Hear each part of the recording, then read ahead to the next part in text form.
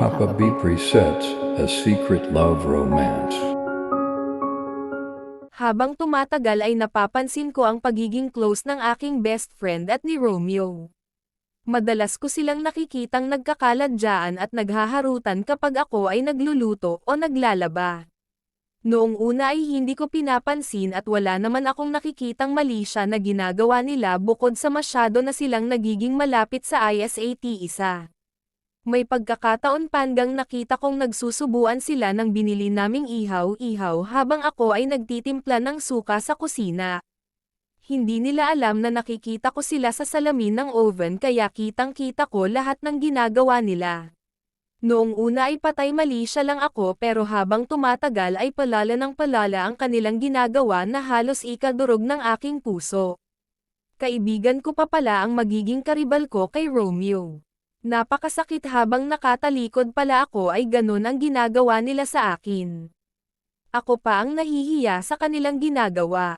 May pagkakataon pang nalaglag yung isinusubo ni Romeo na isaw sa panya na aking kaibigan at pagdampat niya ay nasalat pa niya ang bulaklak na ipit-ipit ng aking kaibigan. Sa halip na magalit ay napangiti pa siya dito. Ilang sandali pa nga ang nakaraan ay lumapit na ako sa kanila para iabot yung suka na aking tinampla. Hindi ko alam kung anong reaksyon ang ipakikita ko sa kanila. Parang ako pa yung lumalabas na panggulo sa kanilang dalawa.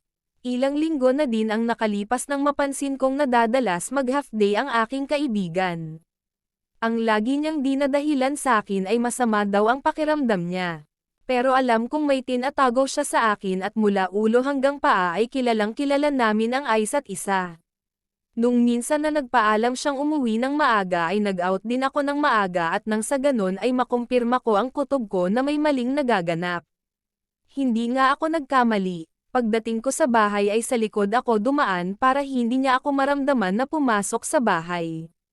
Pumasok ako ng dahan-dahan sa pintuan sa likod habang papasok ay dinig ko na may umuungol galing sa kwarto. Dinig na dinig ko ang mga katagang. Ang sarap mo Romeo, nakaka-addict ka, kaya pala baliw na baliw sa'yo ang kaibigan ko. Habang naririnig ko ang mga ito ay kasabay naman sa pagtulo ang luha ko. Daig ko pa ang namatayan ng mahal sa buhay, ganun ang pakiramdam ko. Ang kinin mo ko Romeo. Paulit-ulit na binabangit ng aking kaibigan na mas lalong nagpadurog sa akin. Paglabas nila ng kwarto ay nakita nila akong nakaupo sa salas.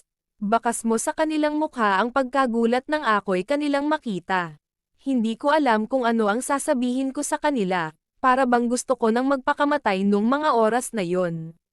Nilapitan niya ako at niyakap sabay sabing sorry, habang kaming dalawa ay umiiyak. Ilang buwan pa ang nakaraan at sabay nang bumubukol ang aming mga tiyan, sabay kaming nagpiti at parehas kaming positive na buntis. Sa sobrang pagmamahal namin kay Romeo ay nagsama-sama kami sa isang bahay at sa isang kwarto. Schedule ang pagtabi niya sa aming dalawa, sa akin si Romeo ng MWF at sa kanya naman ng TTHS at kapag Sunday yun naman ang aming bonding moment. Nagsisimba, namamasyal at naglalaba. Pag ako ang nakaschedule ay tatalikod muna ang aking kaibigan habang nagme-make love kami ni Romeo. Noong una ay nahihiya akong gumalaw at umuungol kaya kung minsan pinalalabas ko siya ng kwarto. Hindi ko kasi magawa kung ano ang dati kong ginagawa na mas nasa-satisfy si Romeo. Pagkaraan ng 9 na buwan ay sabay kaming manganak, tinatanong ng nurse kung sino ang tatay ng aming anak. Na-shock sila ng iisang tatay ang itinuturo namin na ama ng aming ipinanganak. Nung una ay nahihiya kami sa mga tao kapag kami ay nakikitang magkakasamang tatlo kasama ng dalawa naming anak. Pero katagalan ay nasanay na din. Ano ngang magagawa ko mahal na mahal ko si Romeo, hindi ko kayang mawala siya, kaya tinanggap ko siya ng buong buo. Maraming pagkakataon na napapaisip ako pero mas matimbang ang pagmamahal ko sa kanya. Kaya nananatili ako sa kanya at ganun din ang aking best friend.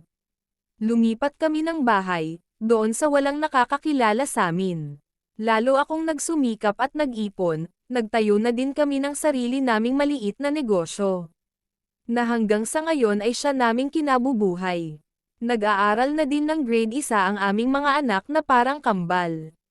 Parehas silang lalaki na kamukhang kamukha ni Romeo.